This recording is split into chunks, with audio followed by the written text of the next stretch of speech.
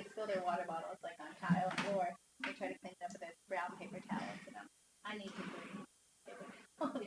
Because it takes 3,000 to clean up a spill. So that's what I'm trying. Get some more here and December. That's all. And I guess I use them all. Yeah. It's set up in toxic situation. I need it with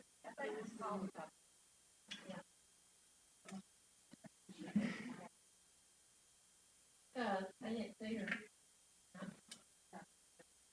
I'm gonna be at home this weekend.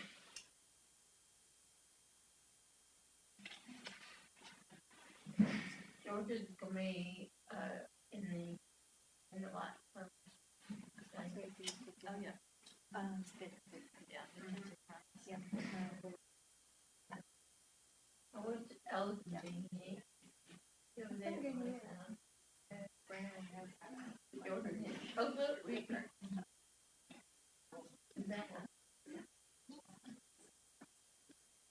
Some combination. Kids in your class.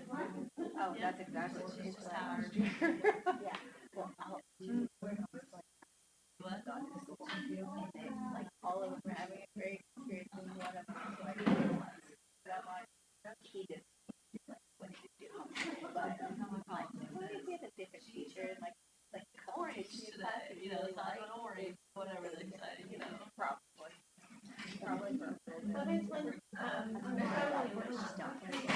Okay. It's hard for them. Is this what you told me? Yeah, I Because I lost the picture somehow. So I was down to the thing, and I'm like, okay, we're just gonna do this one. That makes an easy choice.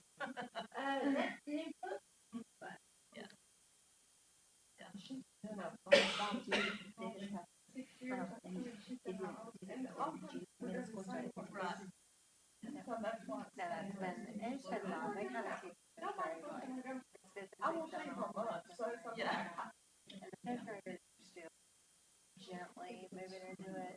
They can. Yeah. So they're still.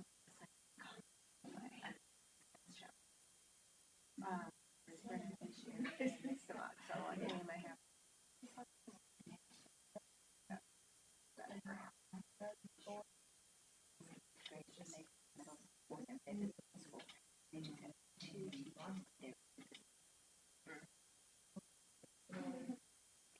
Trouble with it. And so now there's different teachers and classes. There's different mix of kids. It's like everywhere. Which lines are hard to find. And they aren't in all of them. I think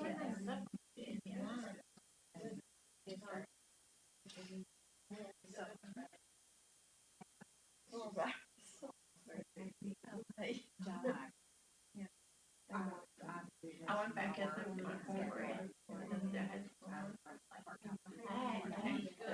I got mama's plate here. I'm glad to see you.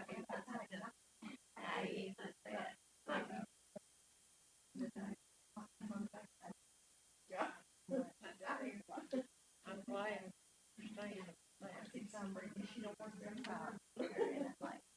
I don't know how to know what Well, we're gonna get started. I think kitchen crew will be here. We're small in number, but okay. And I need your help because Reagan was supposed to teach, and she let me know this afternoon that she's got sick kiddos. And so I was like, okay, well, we got this. So lots of discussion. But we're on the last lesson, and I don't know if the ones of you have the book or not, but it's a really good lesson, I thought. And we introduced it last week. It's called The Servant Spirit, and it's talking about submission. Okay, so last week, Reagan looked at submission to the Lord's assignment, and today we're going to look at some more things about submission. So I want you to think on that, and I think we'll have some discussion. That's what I'm planning for anyway. Okay, so tonight, submission to the Lord's challenges. Okay, so that right off the bat, why is it so hard to submit to the challenges that we're given? The Lord tells us in this world you will have trouble. And He guarantees that. That's a promise. And if you've lived any length of time, you know that. So why is it so hard? It's not fun. It's uncomfortable. It's not fun. We're scared. We're scared. We don't know what the other side looks like. Right. Afraid. Yeah, Like fear has a lot to do. I think you're right. Okay. And she has several good points here, and I'm just going to kind of touch on some of those. She said multiple demands often lead us feeling as if we have more than we can handle. Anybody ever felt that? Sherry, I know you felt that. Yeah. Abby, I know you felt that. Linda, I mean, we all have. I could go around. We've all felt like there's days when I've got so much I just can't. I just can't handle it. And sometimes it doesn't necessarily mean so many different things on your plate. It could be just one or two, but they're really big things.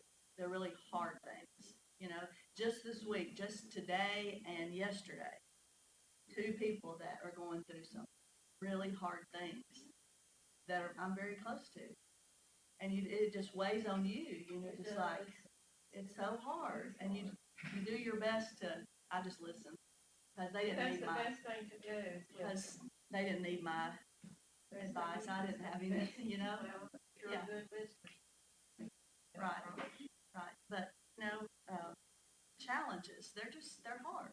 And I think a lot of it does have to do with we're afraid, and she said that God's assignments do not come without challenges because He's promised us that. She talks about that her family is her first ministry. And I know, like, Aaron's right in the middle of that. Some of y'all are right in the middle of that. And you got to realize this is my ministry. This is the most important thing that I can do. It doesn't feel that way sometimes.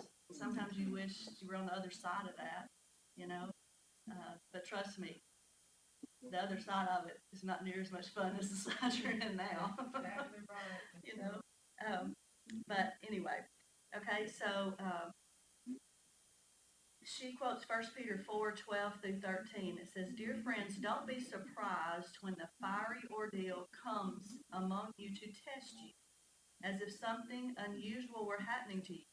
Instead, rejoice as you share in the sufferings of Christ, so that you may also rejoice with great joy when His glory is revealed."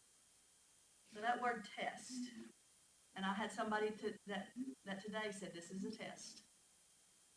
And I was like, this is a test to see how I'm going to respond. This is a test. Do you ever feel like you've been tested? To see how you can get through that? It's not really like you're going to fail the test, is it? What happens in these times? And like this one of the situations, it's like when you do this and when you can get over your anxiety of this person's very overly anxious about this, which I'm not criticizing, I would be too. But the next time you're faced with this, and you will be, you're going to be stronger. But right when you're in it, that's not what you want to hear. When you don't want to hear there's going to be a next time. You want to hear that this is going to be over. It's never coming back. She mentioned several people that had some challenges, and God built them up or brought them through those situations. She mentioned Moses sacrificing Isaac, or not, we say sacrificing Isaac, but he didn't sacrifice Isaac, Can you imagine? No, I cannot. No, I cannot. No, I'm telling you right now, I can't. I mean, any of you that have sons or daughters, since this is a boy, I can't. Goliath, with Saul and with David. David with Saul and Goliath both. You know what all David went through? All he did, and David made him king. I mean, God made him king. And then Esther, all that Haman's plot to kill her whole lineage, everyone. And what she did, God saved Jews there. And then Mary, another one. I can't imagine. Yeah, no, I can't. Did you say the special? I saw part of it. That was so good. Yeah, I did. I watched part of it, and yeah, that's good. I want And then stoning of Stephen. To that, another one. But what, Jesus received his spirit. you have to know where you're going. You have to know where you're going, and that's the point that she's going to make in here over and over and over. You have to keep that right out here in front of It us. takes a while to get It does. it's growing. Yeah, you're right. Right. She also talked about that we learn to see challenges as spiritual exercises designed to make us stronger. Okay, how do you feel about that? I don't know where you're at. I'm on page 154. Spiritual exercises designed to make us stronger. I feel like I'm really trying to find some joy in my kids having some struggle moments, knowing that it'll be so good for them. And one of my kids did not want to go sing in his Christmas program, and I was like, we all got to do stuff we don't want to do, and you got to figure out how to like do it with a good attitude. Like go, Yeah. So I think I used to be a lot more like, ooh, how can I make it where they're not in a bad mood, and like how can I rearrange their lives? Now I'm trying to transition into more like, hey, like this is how you learn how to have good character. Like good character comes when you're not getting your way, Right. and it's the same. Yeah, I mean, it is. And, we don't do our kids any favors when we make everything easy for them. Because they're going to grow up. They're going to have struggles. It's promised right here. But to look at our challenges as exercises, and I think about exercise, I don't like to exercise when it starts, but once I get going, I'm like, okay, I can keep this up, and I think that's probably the way we feel about some things that we're put through. It's like, I don't like this, but as I get older, as Linda says, I kind of see God's working on me, and there's something good in kind of see, and I know y'all all done this too, but you tell your kids, your grown kids, you say, this is what this is going to be okay, and this is why, because you've already been through that, and but they don't know, and you can't fix it for them. Just have to keep on, yeah. Okay, she said, let the Lord change your perspective. Oh, well, I skipped something here. I want to go back to. All right, she talked about James chapter 1, and we've heard this before. Consider it great joy, my brothers and sisters, whenever you experience various trials, because you know that the testing of your faith produces endurance, and let endurance have its full effect, so that you may be mature and complete, lacking nothing. There's that word test again. Okay, but she talks about trial. And she gives the Greek word for trial, but it means experiment. It means to validate a hypothesis or to validate a set of theories that have not been proven yet. Okay. And she says, God sometimes wants to demonstrate us truth about ourselves or himself. Only through trials do we move from theoretical to practical faith. And I think, well, that's really true, because a trial, we don't know the outcome of that until we've gone through it. An experiment, you don't know what it's going to do until you've done that experiment. So she said, how would viewing challenges as exercises given by your loving Father help to change your perspective on hardship? I put praying in sleep. But yesterday my sugar was up, now it's down.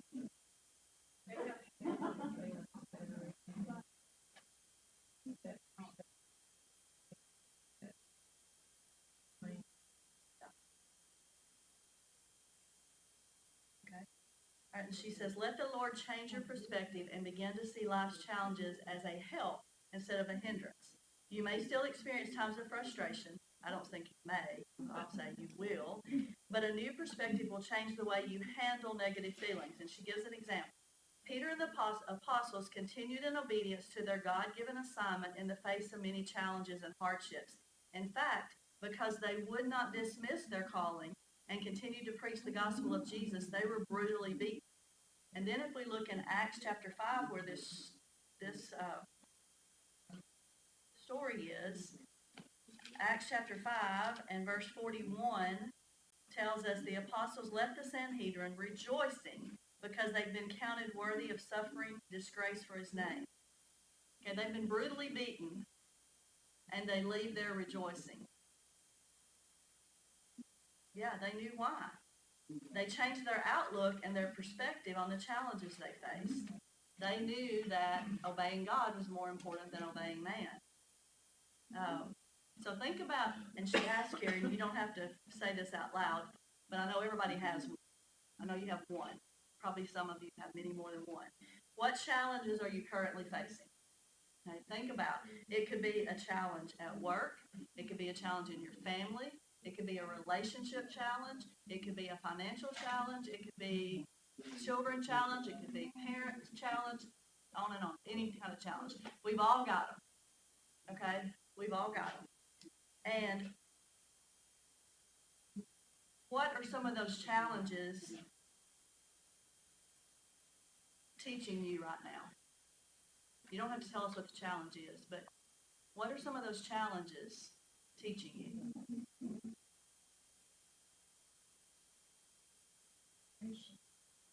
Patience? Yeah. I think that's a big one because we don't know when it's going to end. We don't know the outcome, and we've got to hopefully patiently wait. Waiting is the hardest part, isn't it? Yeah. It is. Being grateful for like when things are good, or that they're not worse than they, or that they're stable at one point. Like noticing, like, oh, this is a good day. Yeah. This is a good hour. He's like, my dad is going through cancer treatment, so really like he's feeling well, and they're able to like go on a walk. I'm like, yeah. But normally, I didn't used to think, man, I'm so thankful y'all can go on a walk. Do what I talk to my mom, but I am so grateful about it. Yeah, seeing the good in whatever that day brings, whatever that it's still a challenge. The challenge didn't go away, but changing our perspective, how we look at it, and what it's teaching us. Relationships, maybe it's teaching you grace. Maybe it's teaching you perseverance. Yeah, I think that's there is a life lesson for us. Yeah.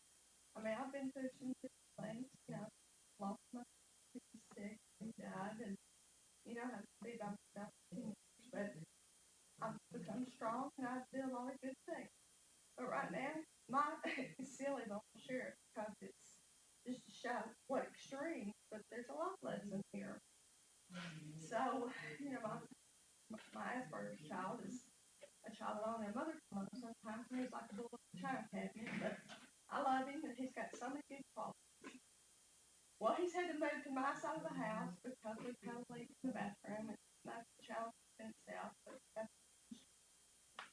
one day he's helping me change the light bulb and I'm trying to make sure that he can take care of things when I'm dead. So I said, son, step on the next step. He's like, Mom, I'm afraid I'll break the ladder. I said, well, get out of the way and let me do it. So he comes down, he pulls my whole closet shelf down that's got 100 things painted. And it was so frustrating because I've already got all this other clutter. And I thought, okay, God, you just spoke to me. I've been meaning to clean this closet out since I retired. It's trivial. It has been so overwhelming. How did I get this out of the problem? I don't even know. But every day I had to go, okay, there's a lot of lesson here. We had to quit buying so much stuff, get rid of stuff, share with others, be patient, It's not important. At the end of the day, nobody knows about my closet like that 4 weeks. I don't even know, but You know. We won't tell anybody. Listen, it's been, it's so stupid that I've allowed it to happen, but it's, every day I have to go, but but I have my moments. Yeah. That I'm so frustrated over that policy. But if that rat hadn't failed, I'd just closing that door saying, tomorrow, tomorrow, tomorrow. Right. Yeah. And that's how it got like that. Right. And we've all got that. But I got my skinny clothes and my fat clothes. Yeah, we've all got that too. Yeah, but I mean, we've all been there. She had to go for a job interview. I got to be excited. I haven't put it in years. Get rid of that. Yeah. We've all been there, and we've all got those things. But the life lessons are there. The life lessons are there. Pray to God, open our eyes and see them. We don't have to fix it today, but we got to learn from it. Right. I think you're absolutely. Okay. I didn't want to get rid of my dad's stuff. Yeah. It's hard to get rid of other people's things. Well, sometimes. Sometimes not. That's a whole other story. Okay, so she tells us there that, we are going to face those challenges, and it's about our perspective and how we look at that, and keeping that eternal perspective of what really matters. And that does come with time and practice and maturity, and God helping us, and says we need to keep our eyes focused on eternity, always remembering that God is in control. Always. And I circled that and wrote that because I'm a control person. And, I like to drive because I know when I'm driving, most of the time, you have somebody else hits you can't do anything about that. But when I'm driving, I'm in control, but God is the one that's in control. I'm not in control. So, yeah. Yeah. And she asked, what's your greatest struggle? A relationship, children, finances, whatever that is, keep your eyes focused on eternity. And remember, this is not our home. And that was another thing that was said today, in one of these trials was, aren't we glad this is not our home? And again, that's hard for us to understand. It's hard for us to see. It's hard for us to think about. It's hard for us to comprehend. But if we will keep our eyes, And she says, I panic and try desperately to fix the problems on my own. Guilty. That's charged. And I think of many times that I'm like, oh, you just totally messed that up royally because you tried to fix it on your own. And it ended up a whole much bigger mess than it ever would have been if I hadn't. She says, so keep your eyes focused on the real home, heaven. Don't get so frustrated with life that you forget passing through. And a lot of times that is very hard to do. But today, I was on Ronald's car, and his car coming on the wrong side of the road. I had stopped. Yeah. And it's coming straight towards me. It's here today like that. Yeah, it does. One intersection I won't go in anymore. It's like, Well, this is coming towards Northman's house. There's another way to get there. Okay. And we also need to remember that God will never abandon us. Okay. And she gave the example of the silversmith from Malachi chapter 3 and verse 3. And she says, a refiner desires to bring forth the metal into its truest form. To do this, he places the object in fire and carefully observes the response to heat. The silversmith watches the metal, prepared to take it out at just the right moment. Too much heat will damage the precious work. Have you ever seen someone, I think about like doing the glass that way. Yeah. It's so fun to watch that and see that, but they just know just exactly how to do it and for it to just turn out beautiful. Mm-hmm. And she goes on to say, God is the divine silversmith refining metal to rid it of impurities. When we are burdened, broken, and in need, he reminds us we are not alone. God will not only never leave our side. He watches over us and knows when enough is enough. Do you know how the silversmith knows the refining process is complete? When he's got that metal and he knows when it's complete? It's when he's able to see clearly his reflection in that metal. And I just stopped at that, you know. She says, when sometimes we find ourselves in a place we believe is too difficult, the intense heat seems to be too much to bear. But God is paying close attention. His work will be done, and we will be ready when he can see his reflection in us. That's the goal. How about wax pen? Yeah, well, I guess they're all kind of similar. I don't know, but talking about the metal, you know, and think about in what ways our challenges are making us more Christ-like, you know, and hopefully that's when we go through challenges, and I'm thinking especially like with relationship challenges, when we go through those, hopefully we learn from that.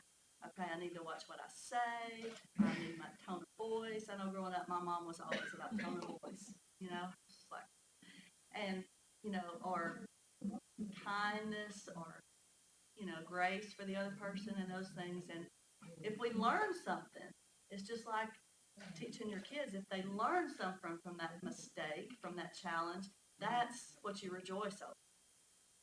You know, and that's what God rejoices over us. You're going to make those, you're going to have those challenges. Now, learn something from us. Not that it's easy, because it's not.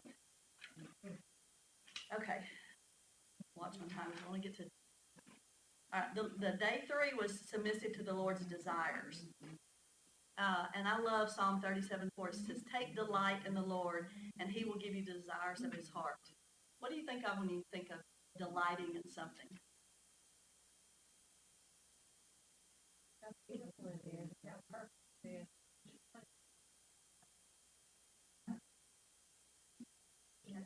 Joy. I really enjoy whatever it is. Yeah, really do. And it's just that, you feel like your heart's going to burst, and it's just that good feeling, and it's just so much joy that's there. When we're delighted in something, it shows, doesn't it? You know? This Yeah. is a lady who did a lot of training for like foster and adoptive parents and kids from hard places who have a lot of behavioral challenges. And she said, like, just they need to see that you delight in them. And so, like, often when my kids are being hard, just pray for like, help me to delight in them. Yeah. And I feel like he always answers with like some moment where it like brings us back together. Like, you know, I know some stages of kids are more fun than others, Yeah. and so I pray often like delight my children. Right, right. Yeah, and that's, you know, I love that. Take delight in the Lord, and he will desires of your heart. You know, it shows when we're delighted. It shows on our face. You know, I still look at that picture of me with the triplets holding them, and I'm like, I can just tell. I mean, I was just so happy. Yeah, yeah. But you know, it just shows on us when we're delighted in something. My ex-brother-in-law used to say I have a deer in headlights because you can read my face. It's all over my face. I can't hide it. I mean, I'm not a good liar, and I'm not one good. I mean, it's just like, you know. But the same way, when something's good, you know, it just shows. It shows on us. It provokes a response from us.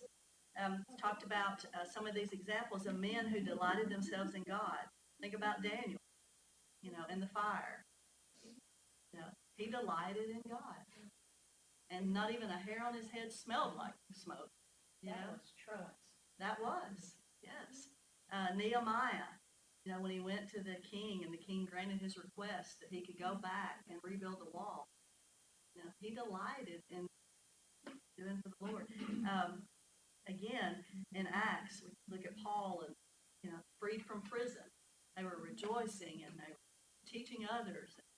You know, I can't imagine prison being a place where I could even smile, you know, much less delight in it, you know. She said, Psalm 37:4 says that when we delight in the Lord, he will grant us the desires of our heart. When we delight in him, we develop the kind of righteous desires God wants to grant. You know, we take that verse sometimes and think, oh, if I'll just delight in him, he'll give me whatever I want. Well, that's not what that verse says at all. Okay? But she says, and I think she says it right here, we develop the kind of righteous desires God wants to grant. We're asking for the right things, then we're desiring the right things that he's gladly going to give us because we have delighted in him. Yeah. And that's why he answers your help me delight in these boys, because you're asking for the right thing. You know, he's doing that. Psalm 84:11 says, "For the Lord God is a sun and shield. The Lord grants favor and honor. He does not withhold the good from those who live with integrity." Yeah, okay, that's a promise there. He grants favor and honor and does not withhold good. Yeah, what more could you ask for there? And the closer we are to him, the more our hearts desire to please him. That's why it's so important, and I tell myself this all the time, it's so important for us to be in the Word and pray. So important. Because the more we do that, the closer we are to him, the more our hearts desire to please him. And she says, "Do not be afraid to hunger for the desires of the Lord to fill your heart." Ask him for that. Because Abby did always ask him for that. Hunger for that. To fill my heart. Okay, we're on to day 4, because I figure we'll get stuck on day 4 here. There should be some conversation here. But submission to the Lord's authority. Okay? And all this whole semester we've been looking at how to hear God's voice.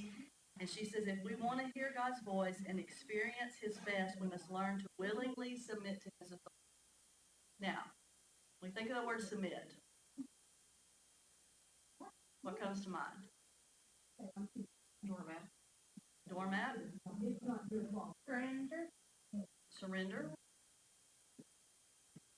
In our country, is submission seen as a good thing? Yeah. But in God's country, is it a good thing? Yeah. We've totally gotten this all so messed up. Yeah.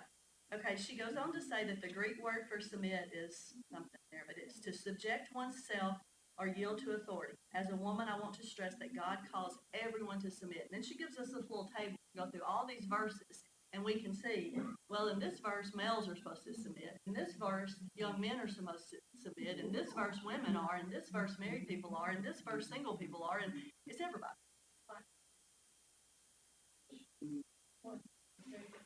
Right. Submission, not impossible. But I'm willing on our part to yield. Yes. We have to be willing to. Right, exactly. That doormat thing is not willing, you know, and that's not what submission is. You know, you're doing that because you've been beat down and because you don't have. That's not what submission is. Submission is willing to yield to this authority because what that authority is better than what you could. We all have things we have to submit. Yes. If you have a job, you have to submit to those authorities. You got to do what they want. Yeah. And she goes on and asks that. What name authorities God has placed on you? Your boss? Mom. Your mom? Laws. Your husband? Laws? The elders? There's rules in everything. You know? Yeah. And then she talks a little bit here about, that I thought was really good. The process of submitting begins with a personal commitment to willingly and gladly follow the authority placed in our lives. Okay? We have to choose and commit to submission. Okay? She's going back to Samuel where he said, "Here I am, Lord." He went back 3 times, you know, he went back to Eli 3 times and then he says, "Here I am, you know, I'm listening to you." And he did that. His submission to earthly authority indicated what God could expect when giving direct instructions. So could this have been the reason God chose to speak to Samuel? So she takes that and says then, how well do we submit to earthly authorities? You know, and what might our submission to their authority show about how we will respond to God? I thought, well, that's a really good thing because there's lots of lessons in the Bible about I gave you this, and look, you went and buried it. You know, you didn't do anything with it. But I gave you this, and you did this. You know, so I give you more. Okay? Well, he said, you know, if I can't submit to the authorities, then how am I going to submit to God? You know, when this is so minor compared to this, if that makes sense. And, of course, you all know we're not talking about illegal things, or if they want us to do something that's against God. We're not talking about that at all, okay? Okay? And she goes on to say, I've always had a rebellious streak against authority. And I think we've all probably gone through that and had a streak where, you know, we didn't want to listen to our parents, or we didn't want to listen to our teacher or a coach or something that they made us do. You know, we've all done that. But then she asked the question, why is the foundational principle of submission so difficult? It's kind of hard. It is kind of hard. Why is it hard? Because we are flesh. We are humans, and we want to have our own way, and we become angry and resentful if we don't get it. You know, and I don't want you telling me what to do. No. I mean, we all feel that. If you don't, I want to talk to you. You tell me how. It's a true statement. We all want to have our way, and I don't want you telling me what to do. You know, I can remember a little kid a long time ago that said, "You're not the boss of me." You know, that is still funny. We still say that with our family, just as joking. "You're not the boss of me," you know, because they don't want to. I don't want to do what you tell me to do. I'm in charge. I don't want you to tell me what to do. George is like that too. Yeah, we all are. I mean, we all are. That's our nature. That's what we are. That's a challenge then that we have to work with, is to know I don't want to do what someone else tells me to do. But our freedom and contentment comes when we submit to God's authority, and it's a choice. And we learn to see submission as positive, designed for our own good. And again, that goes against everything in this country tells us about submitting. Because in this country, we're told to whatever you want to do, matter about anybody else, you know, do your own thing. Have a good time. If you don't like that job, just quit. If you don't like that church, just quit. Go somewhere else and, you know, just do your own thing. And that your individual rights are more important than individual rights. It's what's best for the group, country, or, you know, family, or anything. Right. And we know that's not what God says. I mean, He set up the church, and He knows how important unity is, but unity doesn't mean we're all just alike. You know?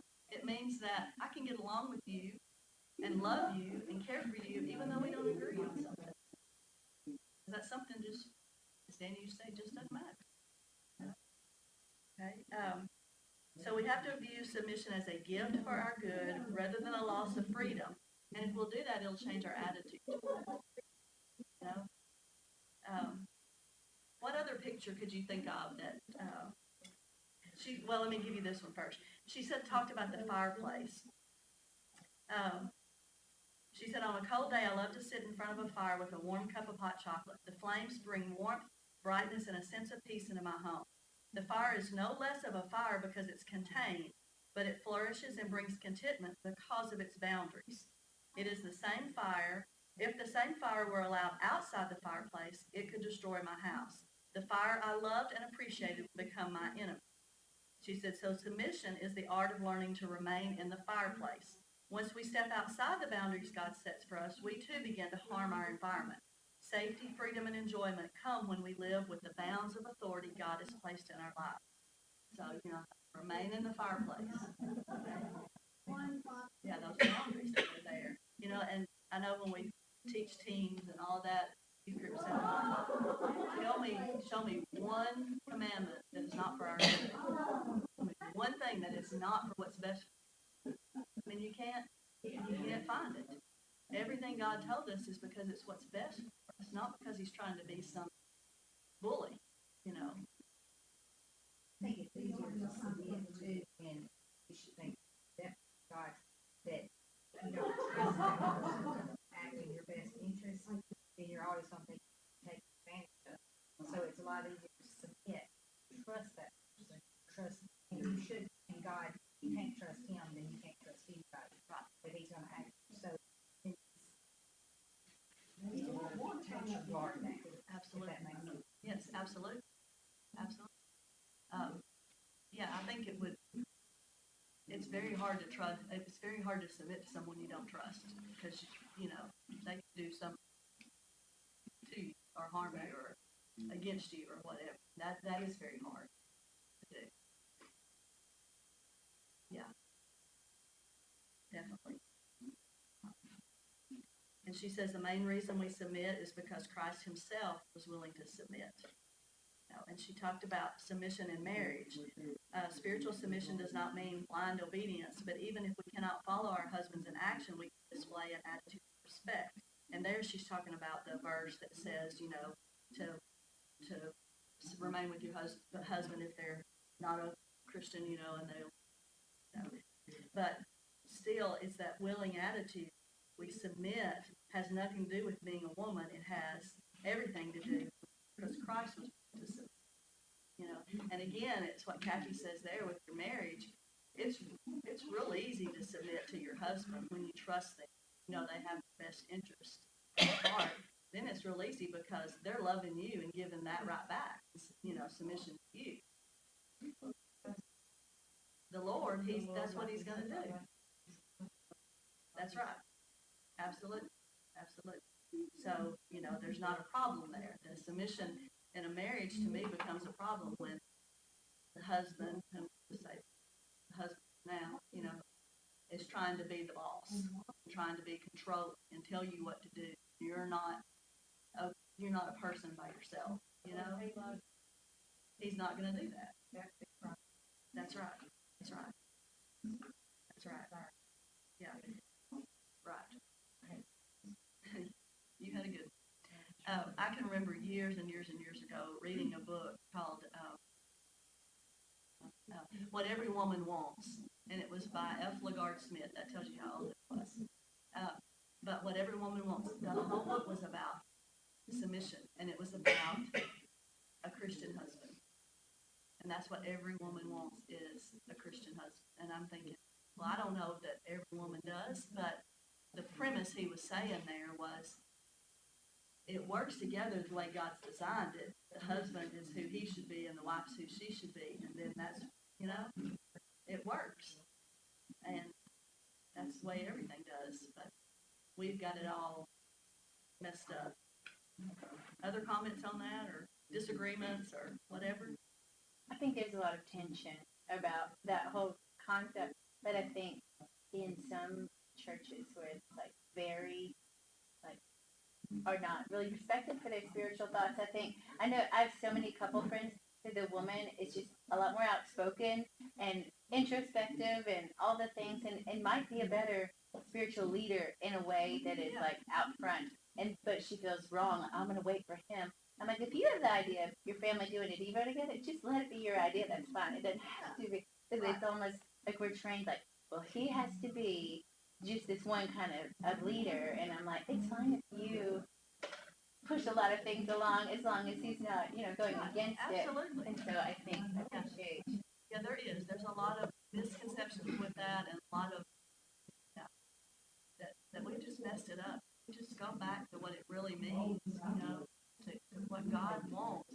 God wants that family to have a devotional. God wants that family to grow together. And, there's times in your relationship that one of you is spiritually stronger than the other. And those can wobble back and forth, because of what's going on. And there's times when you got to be the strong one, and there's times when they got to be the strong one. That doesn't mean you're not submitting. Submitting is, that authority there. And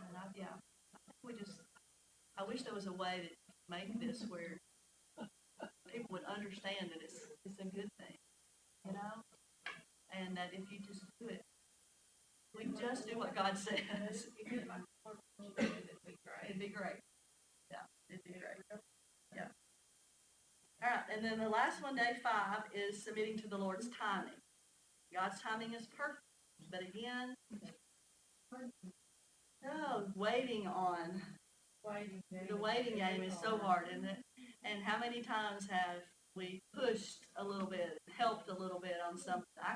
And one comes to my mind, because when you sin and you do something wrong, you don't ever forget it, do you? It's kind of there. Okay. And it's like, okay, yes, I remember that. I wish I could forget that I did that. But when you just kind of went ahead of God, you're like, yes, it was wrong, but I just couldn't wait on, you weren't getting it done when I needed it done. You know, and it always turns out bad. You know, and hopefully we learn from that and we don't do that again. You know, that's the idea.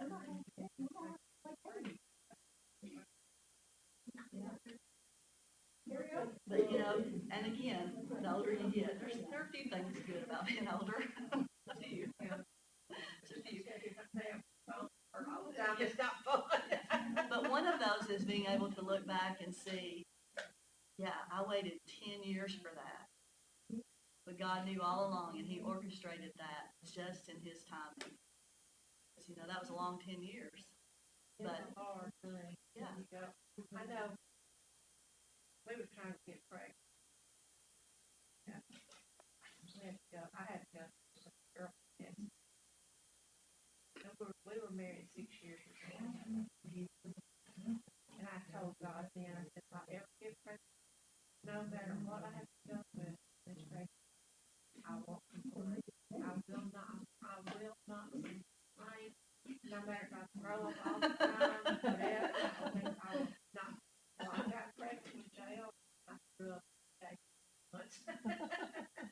I didn't say a word. I didn't thank the Lord. Just thank you so much. Yeah, He was testing you Thank there. you. She gonna hold true to it. Yeah.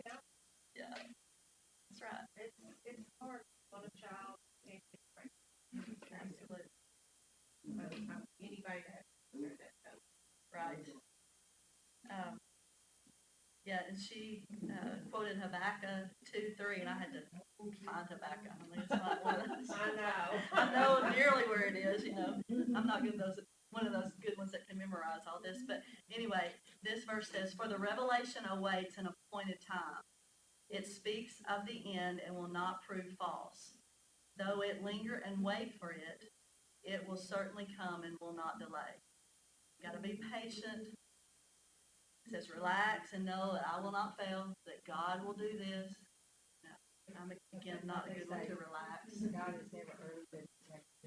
That's right. Yeah. But, yeah, I'm not good at waiting. Not good at relaxing. Okay. But God often, and He says at that appointed time is a set time and a set place that He knows. And again, I can look back on things and say, wow, you know, He had this in mind the whole time. Now I can see that. But going through it, it's hard. And I loved this. She said to rush spoils the very reason God initially desired the event for us and cheats us of the joy that comes when we experience God's will. Let me say that again. It says to rush spoils the very reason God initially desired the event for us and cheats us of the joy that comes when we experience God's will. Makes me think about when I was little and presents under the tree, and I was not one to ever look at anything. Well, my sister would open every present and take it back. Do what? Yeah, firstborn children don't do that, except I did one time. I opened. You felt guilty. Oh, let me tell you what I did. You're gonna laugh. I opened it. I saw what it was. I put it back. And then I told on myself. I was like, I saw that watch under the tree. And then I cried for days, you know, and never ever looked at another present again. But I think to rush to see what that was, I spoiled what I was going to get to see that, you know, so yeah. Sometimes you got to learn the hard way. And Sherry never cried over looking at all. And she's probably listening and probably going to text me and say, I heard what she said. It's the truth. But then she asked us, you know, has God gotten glory from a painful season in your life? And I like to, you know, think about that hopefully, and I can think back to some things I've been through that, and I'm like, okay, I hope God got the glory through that. I hope that the way that I responded and trusted and grace that He did. He doesn't always, you know, because we don't always handle them the way that we should, but, you know, that's what we want. She also says God sometimes gives us pieces of information about what may occur, but in our anxiousness to see if it come to pass, we tweak the plans to fit our desires' goals. yeah, like she's writing that about me, you know. And she quoted Psalm 27. I would have despaired unless I had believed that I would see the goodness of the Lord in the land of the living. Wait for the Lord. Be strong and let your heart take courage. Yes, wait for the Lord. You have to remember that it's not us that controls our future. And even though we desperately try at times, that it's Him and we've got to wait on Him. And believing is that action again that we have to choose. She talked about Abraham believing. That his belief was credited to him as righteousness. Because God's going to provide what's best. Yeah. I said, did I say Moses? I said Moses. I meant that. Abraham in sacrificing Isaac, you think about that. I mean, this was a big boy. This was not taking a little baby up there that didn't know what was going on. You know, take him up there but Abraham believed. He believed that somehow, some way, God was going to save him, bring him back to life, is what he thought, probably. You know? I don't think I'm there yet. He does.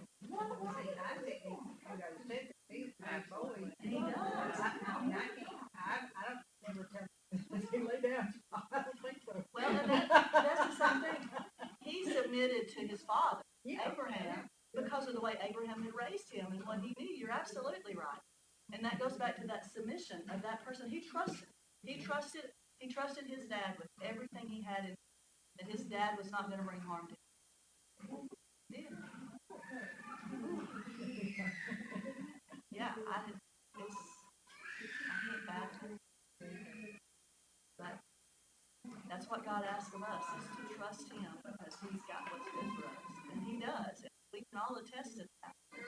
It's just getting through those times. It's so hard.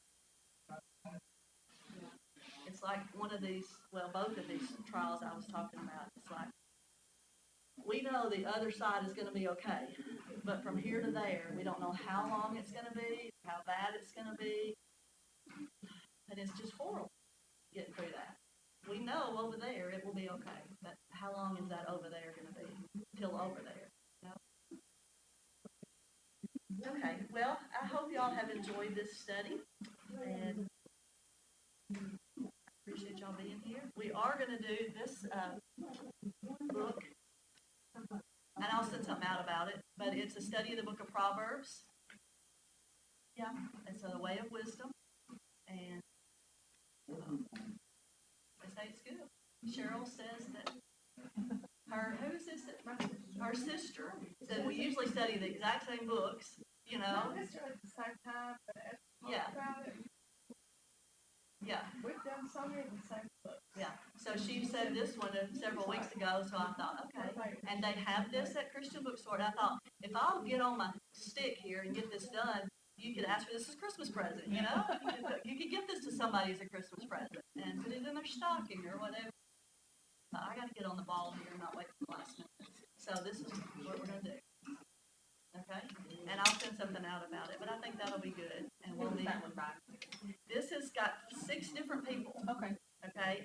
Jen Wilkins, I mean, you've probably heard of most of these. Kelly Mentor's in it. Adrienne Camp, Elizabeth Woodson, Courtney Doctor. It's just it's a life way, the way of wisdom. But I'll send it out. But they do have it at the Christian Bookstore. And they even have them spiral bound there. They got our idea. It's $10 more, though. And I'm like, oh, go keep those. I'm too cheap, but yeah. Okay. All right, it's not Kinko's. Y'all know what I mean. All right. Well, y'all have a good week. And we will see you next week over there. And then we'll start this back sometime in January.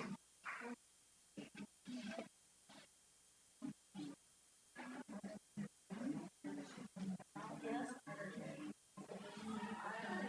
Are you in there? Yeah, No, just in Breeze. Okay. Well, she's all women from 18 to 90. Email is what I usually do.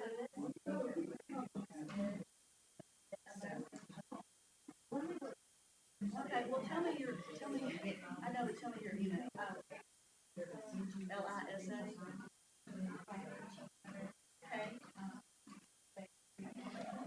Lisa.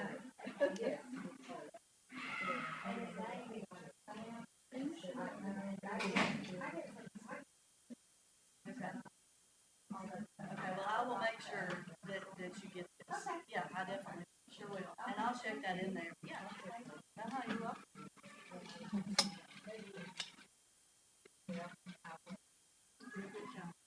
Thank you, that was me. 3 o'clock call this afternoon, going, I'm sick. Can you teach? Yeah. It's a lot of relying on reading books. Leslie, I made my note right here. Hey, Leslie Hall, I left it right here. Oh, is that good? Yeah. I'm giving it back to her for Christmas. And what? I'm giving it back to him for Christmas because we have someone named Clay, and this was actually his lunchbox. They found it at Goodwill. Someone donated it, and so it was actually his. So I'm giving it back to Oh, him. that's hilarious. That's too funny. Somebody bring a door. That's Miss Tammy, can we go watch some doors? North, sir? I don't know what that is, and It's okay. if it's okay, then yeah, you can go do that, and I'll come with you. Not giving you permission to do something I shouldn't. I don't know. I couldn't do that anymore, too long. I bring my big friend. Night I was sitting in there, I'm like,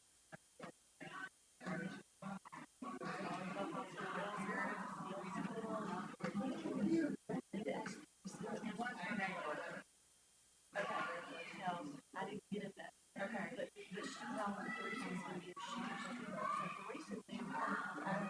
And so I asked Teresa. Get on her list, so I'm like, please be with her. Yeah, and God knows who she is.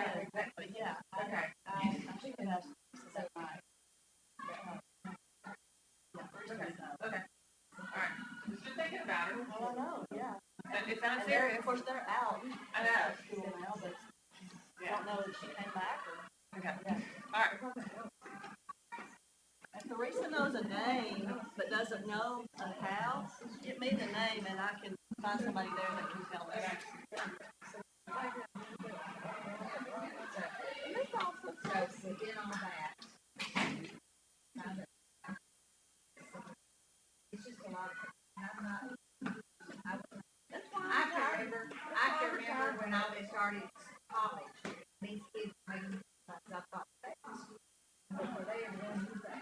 And we're saying And that. now, I'm sitting there thinking, And then So when they used to sell these, they were bigger. I used to sell Girl Scout cookies for a quarter. This was $1, and I was like, I would say that. I don't pay $1. I'm like, no, it's the They biggest. just kept out. Yeah, It used to be double. Yeah, I'm like, It's donation. it is donation. And I only had $1, I'm like, I know you can go cheap, but This is it. yeah. I can give this to They Lacey. didn't think the widow was cheap. That's what they said. That's why I try money. Well, see, I got a little extra time, see, and I said, you know what, I can't do it, I'm just quit. and I'm trying to see patients. They're sending all these emails. Fine, I say, do they realize that we're trying? I cannot stop in the middle of the day and watch a video. If it's that important, send it to, read about it. And I'm trying to see patients, by the sink out here.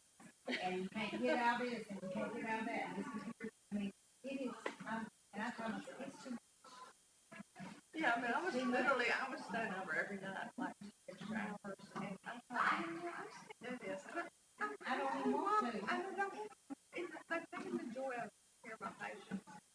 I said, I can go to work, take care of people. And really, But I don't want to do that And until it's 10 o'clock at night. then they get on there and they want to, their mission is to, no, your mission is to make, and let's just calm it all down and call it what it is. You want me to be, because they've already done told me my first week, and I'm looking at it, another change from, because I went to the first visit, to salary. Now they want me to go back to the point thing, we can do that, if you multiply, their kids about what they're going to think. I'm not making what I'm making now. I'm like, think I'm gonna do that? But I'm gonna make this work. And you get it. It ain't happening.